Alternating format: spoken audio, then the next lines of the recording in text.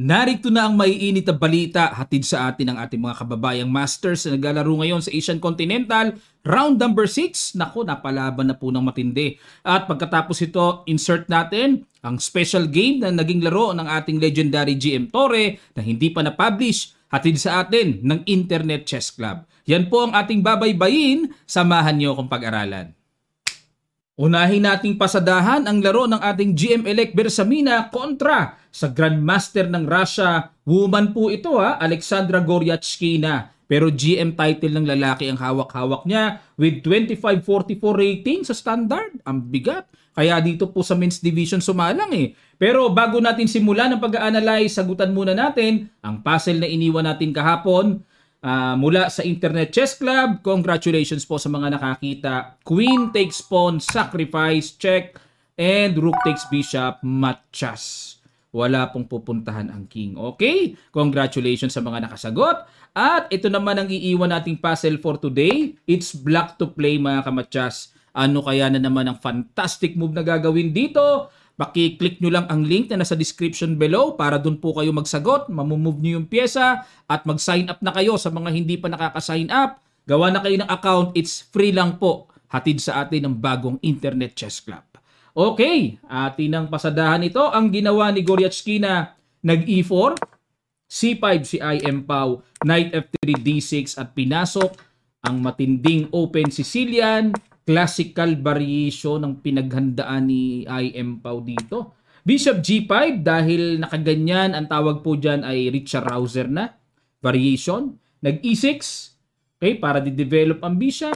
Queen D2, pagka ganyan umangat po, may tendency talagang ang plano magkakasling sa queen side.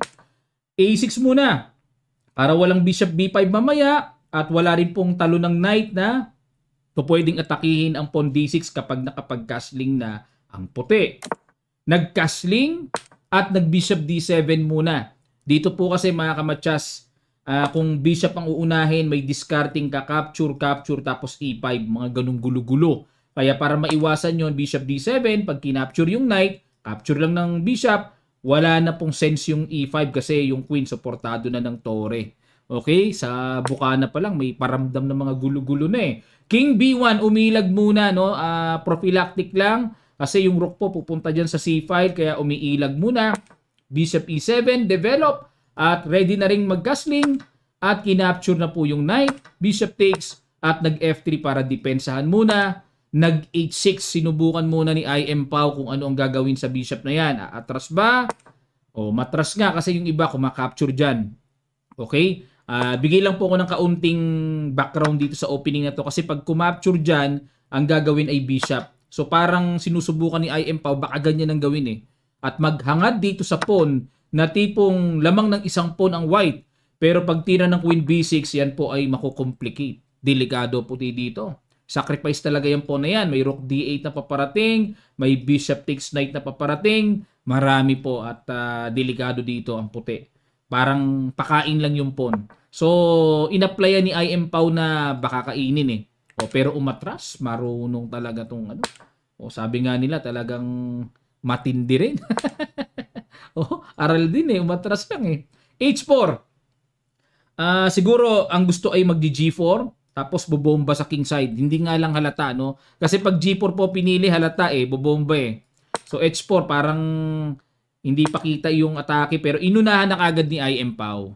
Inunahan niya kagad ng pasabog sa gitna bago pa niya maintay yung bomba na gagawin sa king side. At kinapture, capture, takes. Ayan, okay? Sa Sicilian po kasi once na maka D5 ka ng healthy, safe, palatandaan na po yan na maganda ang ginawa ng black sa Sicilian.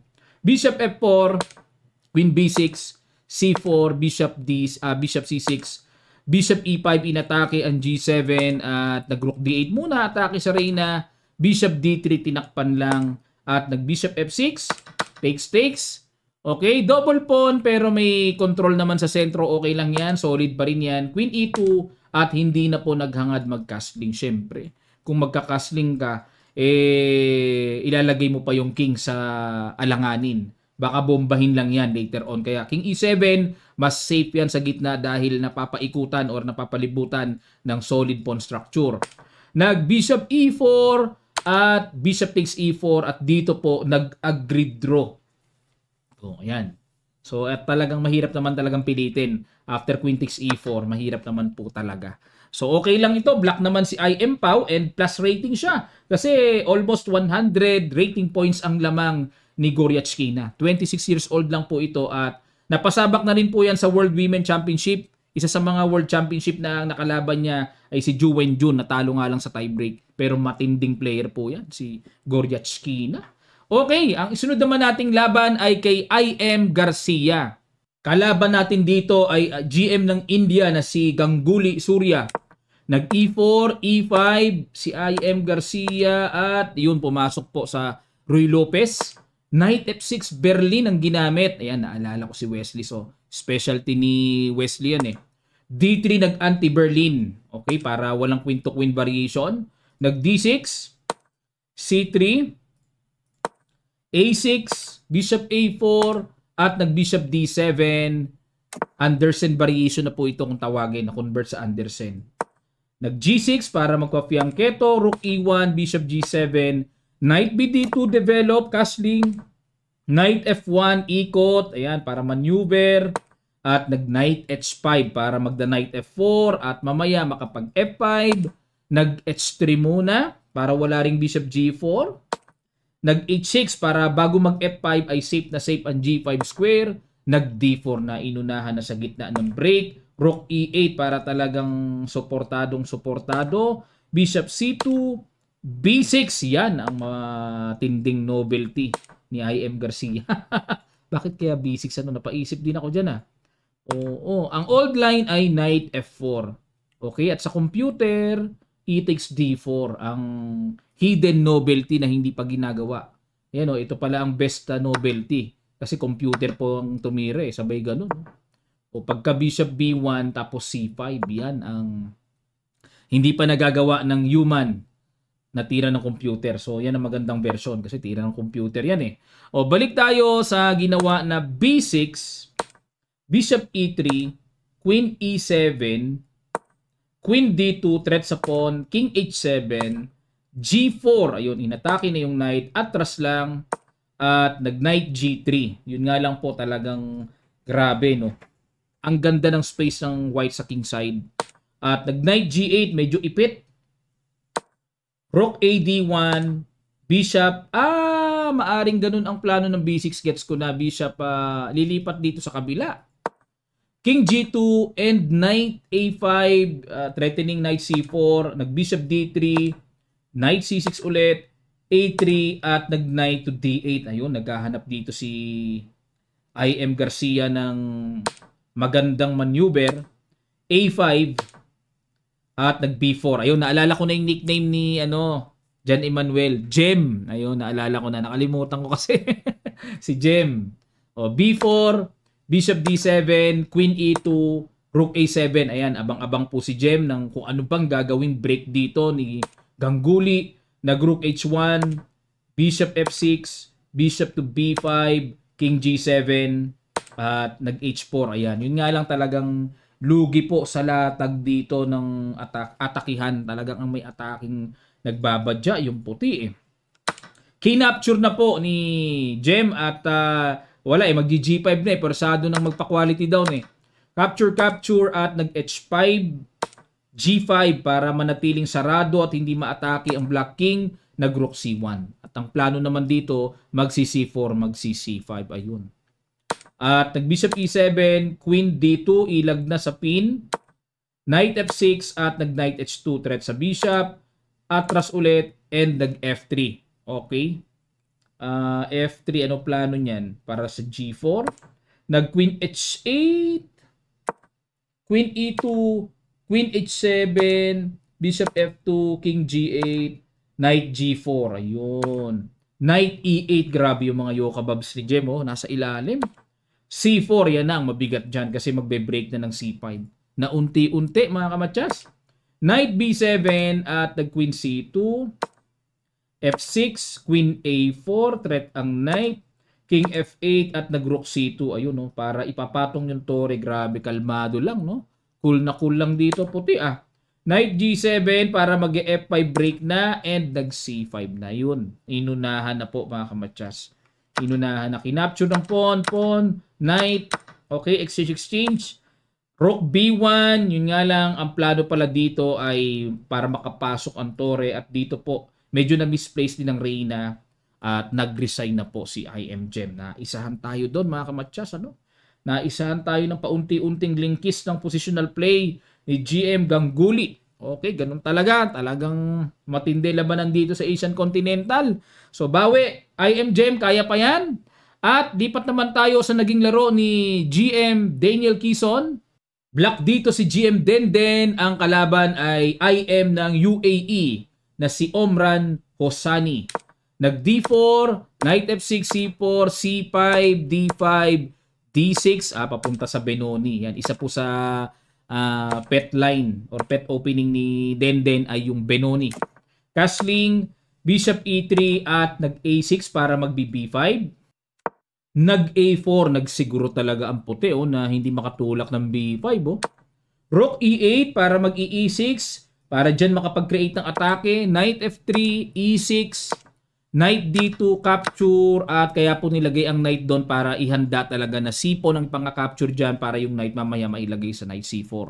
So yan po ang isa sa mga pattern na ginagalawan ng puti talaga dyan. Knight BD7, castling, at nag-B6, H3, okay, para mag-F4 mamaya. Bishop B7, Queen C2, extra support, develop. Queen C7 angat, okay, para mag-connect na mga tore at mahanapan po ng magandang pwesto. Rook AE1, ayun, unti-unting nagpaplano dito ang puti. Pagka ganito po, ang alam ko, kailangan maka-F4 pero inuunti-unti lang muna. Rook C8, Bishop F4, Knight E5, Bishop H2. Ayun bad move. Dapat daw ay ang tira B3. Ayun. Nalampasan ko na po yung novelty mga kamatsas. Pasensya na. Nalampasan ko na. Bishop H2. Nag-C4. Ayun, para magda-Knight D3. Mukhang isa-sacrifice. Kinapture na. Okay, takes 1 pawn down si GM Denden. Pero ang kapalit naman, yung Dark Square Bishop. Para sa akin, compensated pa rin. Kasi lalakas po yung Fianchetto Bishop pag nawala na yung Dark Square Bishop. Nag-Queen B1. Knight D7. Ayan, iikot na sa C5. Rook C1, Bishop H6, istorbo muna dyan. Rook C2 and Knight C5, tinirect ito. Pero ang nakalagay po dito ay draw. Pero evaluation bar, grabe ka lamang ang puti. Ito lang daw po ang ititira. Bishop G4, Rook B8, tapos E5. Ayan, lamang daw dito ang puti. Ang laki ng evaluation bar. 2.10 plus 2.24. Ayan, tumataas. Pero draw, pabor yan sa ating kababayan. Buti, nag-agree draw. Sino kaya naghamon ng draw, no? Pero siguro, yung puti naghamon ng draw. Pwede. Si GM Denden kasi hindi nag-o-offer ng draw yan. Laban hanggang dulo yan. Kilala ko po yan, mga kamatsas. Siguro inofera, na-realize ni GM Denden na medyo ang position niya ay hirap talaga. 1 pawn down, good to accept. So yun po yung mga technique pagka kayo inofera ng draw at sa palagay nyo din nyo kayang ipagpatuloy kahit medyo alanganin, tanggapin nyo na. Kesa naman sa matalo, di ba? Sayang din ang half point. Okay, sunod natin ang naging laro naman ng ating Woman Grandmaster Janelle Freina. Black dito si Janelle kontra sa Woman Grandmaster ng UAE. Nag-E4, C5 si Janelle, Knight F3, E6, C3, naka-formation na tinatawag na delayed alapin Sicilian. Knight F6, push ang pawn, Knight D5, D4, ayan, alapin na po ito. C takes D4, B6 para magde-develop ng bishop. Solid. Pero nag-bishop B4 check muna. Bishop D2, capture, capture. Ayun, novelty. Ang linya po dito, knight B takes or queen takes. Ngayon pa lang may naganap na knight F takes D2. Queen H4 ang ginawa ni Janelle. Tineret yung pawn. Kinapture muna yung knight, capture, tapos nag-knight C3. Pinapakain yung pawn sa D4. Kinagat nga ni Janelle at nag-knight F3, queen takes D1, kuha rin kasi yung pawn D5 Castling, knight takes D5. Grabe, iba rin ang diskarte, no? Nabawi, medyo para sa akin po, positional plus dito ang puti kasi may weak D7 Knight C7, Rook B8 at nag-castling. So hindi makadevelop yung bishop po. Rook D8 para depensa muna and Rook D2 papatong po. Bishop B7 patong at nag-Knight B4. Ayan, para maka-counter doon pero bad counter daw. Dapat ay Knight E7. Ayun, para pag kumapture dito, takes, Knight G6 para threatening, Bishop takes Knight and Knight takes pawn. Ayan. Okay, so dito po ang ginawa ay E6 na lang sa continuation. Takes. O tapos may Bishop takes doon. Okay, takes. O, etc. Pero yan po ay mas okay pa. Capture doon, King H8 lang. Okay, pero kakatakot pa rin, ano? Knight B4, balik tayo sa ginawa ni Janelle. Nag-A3, kinapture yung Knight. Takes and then nag-Knight C6 bumalik para may bawi sa E5 pero nag-F4 lang depensa. Yun na mabigat. Rook C8, kinapture na po yung pawn. So na 1 pawn down si Janelle. And nag-Knight B8. Okay, tineret yung Rook. Pero dapat daw pawn tira G5. Pag kinapture kasi yung pawn, may Knight takes pawn din. May bawi. Ayun, ang good move. Pero nag-Knight B8, Rook D2 lang. Hindi nga pala makapture yung Knight. Kasi may back rank pa. So parang kaya binadmoban ito kasi parang medyo hindi pa kailangang atakihin kasi baliwala. Atras lang pala. King F8, okay, Knight B5, threat sa pawn A7, A6, Knight A7, check doon at nag-Knight to C6. Okay, para ma-exchange. Takes. Okay, so ito po ay rook and pawn ending na. Lamang ng isang pawn dito ang puti pero double pawn. So dito ay hindi natin masasabing klarong-klaro ang winning ng puti dahil rook and pawn ending ito eh. Daming tabla niyan. O yan, dito po ay nag-aggrade draw na naman. Grabe, puro draw ang laro ng ating mga kababayan at isang talo no kay IM Garcia. Ayan, so susubaybayan po natin. Ito ang katatapos lang na round number 6 mga kamatyas. At bago natin pasadahan ang laro ni GM Torre, ang special na kanyang naging laban sa ICC, atin munang silipin ang kanilang standing. Round number 7 sa men's division. Okay, board number 34. IM Garcia versus Gupta. Ayan, at bakit kaya nasa ibaba si IM Bersamina samantalang 3.5 points naman siya? So dapat mas angat-angat pa yan. Board number 40. Kalaban niya ay si GM Aditya Mittal ng India. Ayan, malakas din po yan. Bata pa rin yun. Ayan, medyo mali yata yung arrangement kasi dapat nasa taas dito si la Bersamina kasi 3.5 points eh. IM Garcia 3 points lang pero board number 34. Si IM Bersamina board number 40.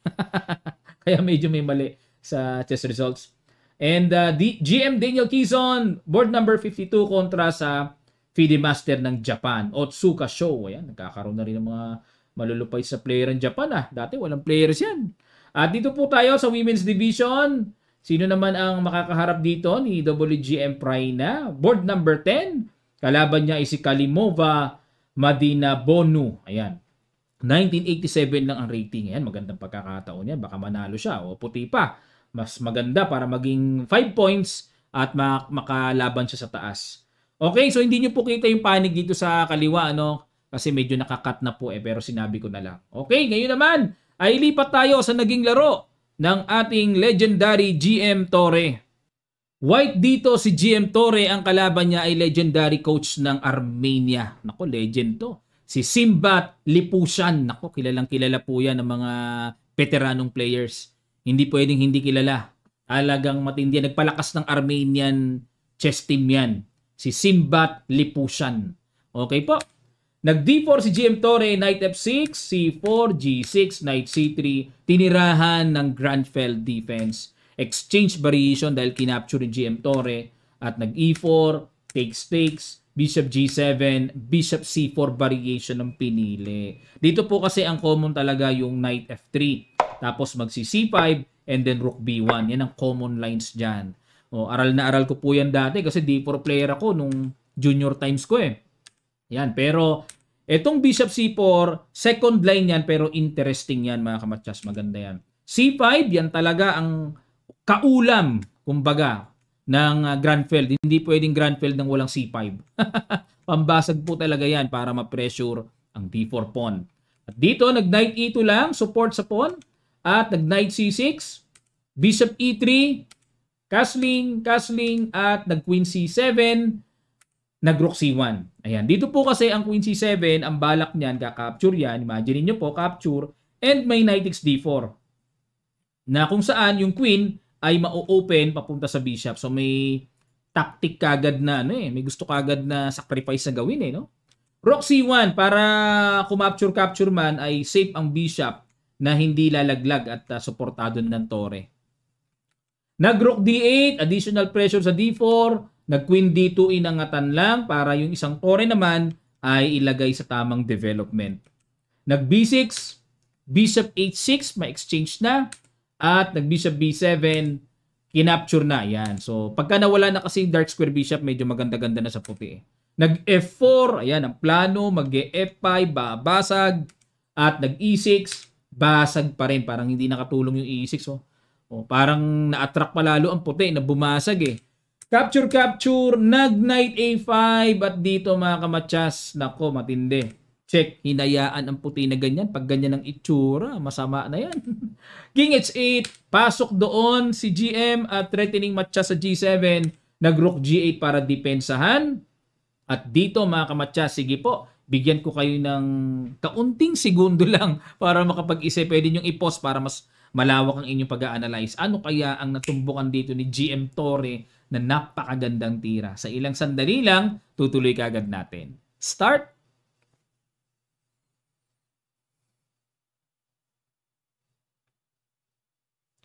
Maraming salamat po mga kamatsas. Rook F4. Brilliant. Kasi ang threat niyan ay mabilis. Threatening queen takes pawn. Takes, paki-imagine nyo po. And then may rook H4. Ay, matchas. Diba? O kaya dito, obligado mag G5 para mapigilan yung paparating na rook H4. Pero another strong move na naman. Bishop D3. Ayun, threatening. Matchas pa rin. And napilitan dito si Lipushan na mag rook G6. Takes, obligado ipang-capture pawn, at dito po ay talagang tuloy-tuloy with momentum attack. F7, mag-F8 queen, mamamatchas ang black, nag-resign dito si Super GM Simbat Lipushan. Ayan. Super GM po yan, puro matagal na 2600 yan. Tuwing nakikita ko, laging 2600 yan nung may mga informator ako noon. Ayan, pero si GM Torre nun, matindi umatake. Okay, so congrats sa GM. At ang mga games mo ay patuloy na nagbibigay ng inspirasyon sa Philippine chess. At the living legend natin yan mga kamatsas. Talagang respetado kay GM Torre sa kanyang mga narating, mga na-experience na mga legendary moments. Nakaharap ang mga world champions, tumalo ng world champions. Kaya isang malaking bahagi po yan na parte ng ating kasaysayan sa Philippine chess. Okay? So maraming salamat po. Sana natuto kayo dito sa ating mga pinag-aralan. At sa mga hindi pa nakakapag-subscribe, subscribe na kayo. Click nyo ang notification bell all din para lahat ng uploads natin mag-notify sa inyo. Ganun din po. Comment lang kayo makakatulong po yan sa pag-promote ng ating every YouTube videos. And kapag may lumabas pong ads, please lang po, papasada lang hanggang dulo, malaking tulong na yan sa ating YouTube. Maraming salamat. Magkita-kita pa tayo sa mga susunod pang chess updates.